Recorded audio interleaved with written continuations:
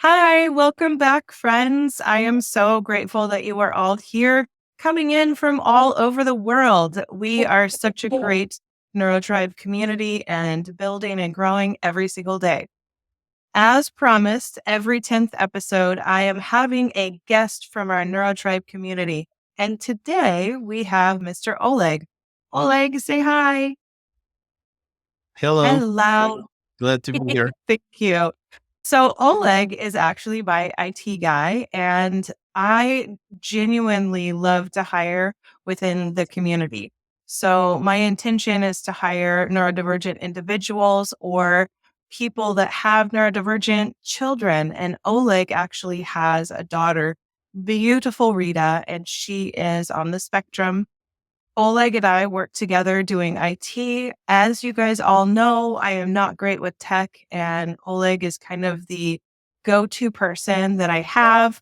Whenever I have a problem or I'm stuck in some way, I will call or Google chat Oleg, and he helps me through it. And I very commonly joke around with him that he has magic because sometimes I have a problem and I can't figure out how to do it, and he doesn't even do anything. I just get him on the line and it gets fixed. So I kind of think Oleg has magic.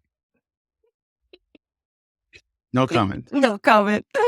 All right. So part of the purpose I really wanted to talk to Oleg today was Oleg, you honestly are really amazing. And he is always sending me all kinds of different things to be able to help my neurodiversity, or if he notices something will help the neurodiverse community.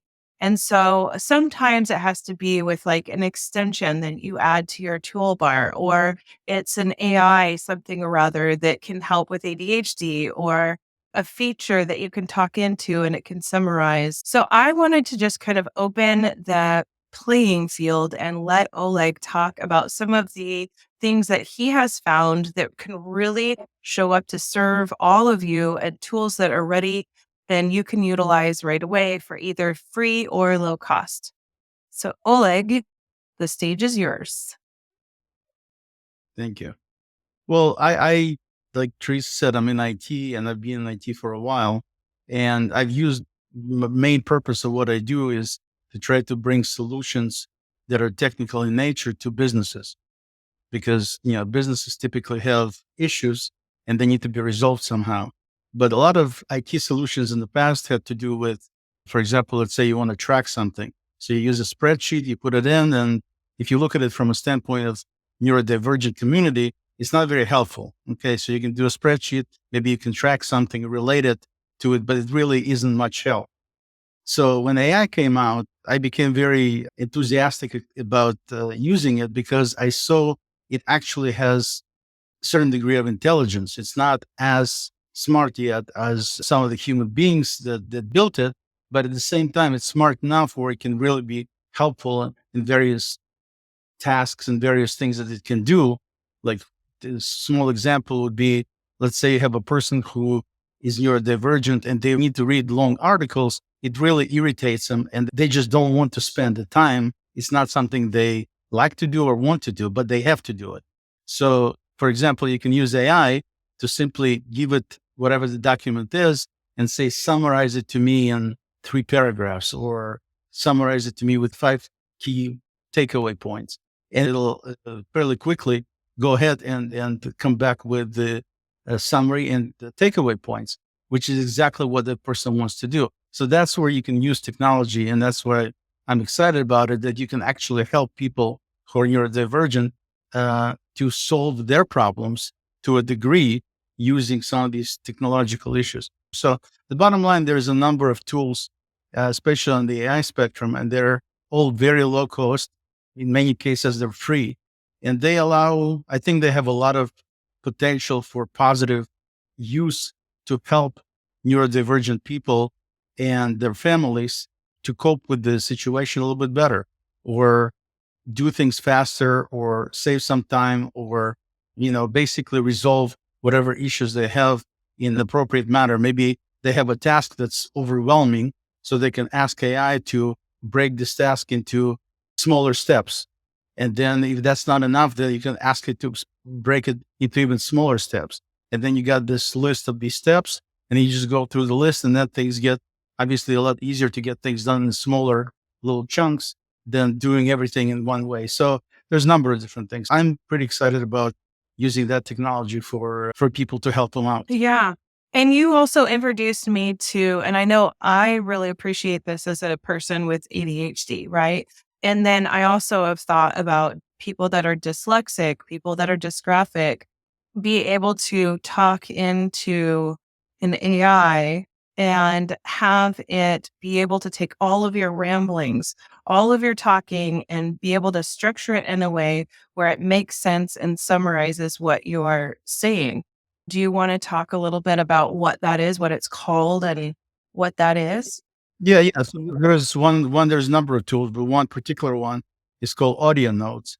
And basically what it does, it allows you to say anything you want into it using your voice. It then converts it into a more appropriate, properly formatted English. And then it gives it back to you as a note in, that's basically properly spoken. So you can take anything you want and you can ask it to rewrite Mhm. it, and it's got to rewrite it in a different manner. You can tell it to fix all the grammar, fix all the spelling errors, all of these little things that people do. And it's not just neurodivergent people who make spelling mistakes. Plenty of people make those. So you can use these tools to basically get beyond these problems. So you don't have to worry about spelling correctly. You can just tell it, going to go ahead and take care of that, take care of grammar. And at the same time, this tool, Audio Notes, the nice thing about that is it doesn't change the content in terms of the topic of being discussed. So you just have, like Theresa said, I don't know if I call it ramblings. Basically, you just say whatever you're saying, and then it'll convert it into a better sounding English, and then without any errors, without any spelling mistakes, and then give it to you as piece of text that you at that point can, put in your emails, put it as documents, whatever you want to do with it. And of course, one of the other nice things about AI these days is you can also tell it to take this, whatever the content it created, and convert it to Spanish or convert it to German. And so you got all these languages you can also work with.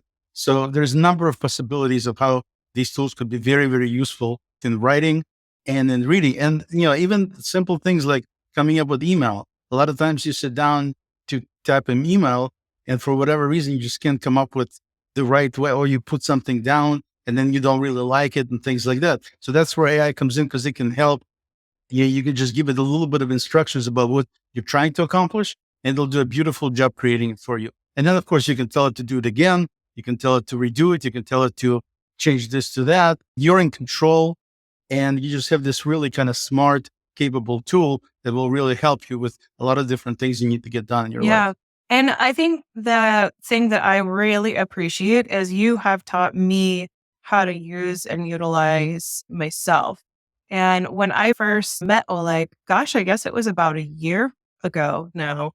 Um, Right. I Yeah. was in the midst of writing my business program, Mind Ascend. I think I had so many ideas that it's like I couldn't type fast enough. I was struggling to narrow in on those ideas. And then what Oleg really taught me to do is use the AI number one for my outline and breaking things down in a smaller task. But then also, what I started with Google Docs and Word Docs, and I would type everything that I was thinking, and then I would put it in AI, and I would say, don't change any of my words. Help me with structure and spelling and grammar and fine tuning this. And then AI would restructure it for me. So my writing just kind of had a better flow to it. And I think that that's been very powerful for me. I was a very productive person to begin with, overachiever, overthinker, that sort of thing. But what that did was it gave me the ability to write this business program in less than a year. It helped me write several books now, and I use it to write almost all of my articles. Now, everything that I write and put out there is coming from me. It's coming from my thoughts, my note, the things that I notice, the patterns that I notice. and the tools that I come up with to help people. However, the AI is really helping me fine tune and structure and produce at a more rapid rate. And so I'm very grateful for that and for Oleg teaching me how to really utilize AI in that way. And another thing that was really powerful for me is Oleg has taught me or given me the ability to add more extensions onto my browser Mhm. that make my life easier. So why don't you explain some of those? Yeah. So basically, it's anything to do with computers, to do with the internet. Obviously, on the internet, you pretty much use the web for the most part and emails. Some people are afraid of using it. It's like, I'm afraid of AI. And when people tell me that, it's almost, I don't laugh at them, but at the same time, internally I do. Because if you think about it, it's nothing special. It's basically a tool. Like if you want to put a nail in the wall, you get a hammer and you nail it and beat on it until it's in the wall. It's not like anybody's afraid of hammers, right? Because it's just a hammer to get the job done. So you need to think of AI and using any IT related tools as nothing but helpers for your to aid you in being able to get something done. That's all. It's not anything scary, even though it looks like it's fairly intelligent, which it is. It still doesn't mean anything. It's just a tool. Yeah. Okay. So, like in case of Theresa, for example, she wanted to create a course and she wanted to put that course online. She doesn't know how to do this, how to put things online, how to make pages that people can click and pay money for and things like that. All of this requires a certain amount of knowledge. She doesn't have time or interest in learning that, but she needs to get it done. So that's where she came and basically got me involved because that's all I do. And so it's a synergy between, I could never put together a course in neurodivergent for neurodivergent individuals like she did because she's a pro in that area. At the same time, I do know how to use technology. So combining the two gets things done. Should look Right. at it. And I think another thing that was a game changer for me is you had me add this extension called ReadAloud, text to speech. And I really appreciated that because honestly, I'm reading all day long and my eyes don't the muscles of my eyes don't work together. In addition, having ADHD and dyslexia, when I read something or I hear something, my brain interprets it differently, right? So adding this extension onto my computer was really a game changer for me. My computer read aloud everything to me. I research things. I get kind of hyper fixated and I research things and my eyes get very tired. But then also when I'm reading things, I'm wanting to take notes. And if I stop reading the thing to take the notes, I might forget what I wanted to say, or I might go down another rabbit hole. Whereas if I'm having this extension read out loud to me, I can actually take notes of my thoughts as it's reading out loud. So it's very powerful. The other thing that I have really noticed is I have been doing a lot of work with companies and having companies hire me or contracts me for different various things, being an expert in neurodiversity, right? There's not that many of us out there. So, what I will Mhm. do is I will have this extension read the proposals out to me. And what I notice is it catches so much more than if I were just to read it myself. The other thing that I really like about it is I will type out an email or I'll type out a document or I'll type out a proposal. And before I send it out, I will feed it into the read aloud. I'll have it read it aloud to me. And when I hear it, it really helps me catch things that I wouldn't have if I had just typed it out and sent it. So it helps me kind of adjust and alter what I need to. And I think that it adds this level of fine tuning and professional that I really appreciate. Yeah, no, there's tremendous number of tools that are available. Like, one of the things that I recommend people use, which I'm a huge fan of, is called Perplexity. And so what it is, it's basically a AI based answer engine. You go type in a question, it gives you the answer, it gives you the sources where it got the answer from. So very, very simple. And I actually don't use Google anymore to look for stuff. I just simply use Perplexity. So it's perplexity.ai. And the reason for that is because if you think about it, the way people communicate, when you talk to somebody, you ask them a question, they usually either give you an answer or they tell you they don't know. They do not give you 10 links back like Google does. And so we were just kind of conditioned over time to, Google it. But now with Perplexity and similar tools like that, you just ask a question, you get the answer. So that's one example of something you can put in your browser and use it whenever you have any questions. I mean, there's literally hundreds, if not thousands of different things you can install in your browser. And I'm not recommending you install a ton of them because it's memory. But when you have a need, like Theresa was talking about, being able to audibly hear content, then that's what you install. So you go research, find whatever it is. And then if you like it, you install it. If you don't like it, you uninstall it. One other thing I'd recommend is, for example, Google has a recorder application for their phones. I'm sure they probably have it on iPhone too, but certainly for Android phones, which is what I use. And so it allows you to record anything, just like, audio recorder. The beauty of it is it immediately transcribes it into text without you having to do anything. And then what you can do is you can share it to any app you want as either audio file or as the transcribed text. So in my case, what I do, I record something audibly, like Theresa said, when you're out and about, you have some thoughts, you just record, and then you share that. In my case, I share it with Google Keep because that's where you usually keep text notes.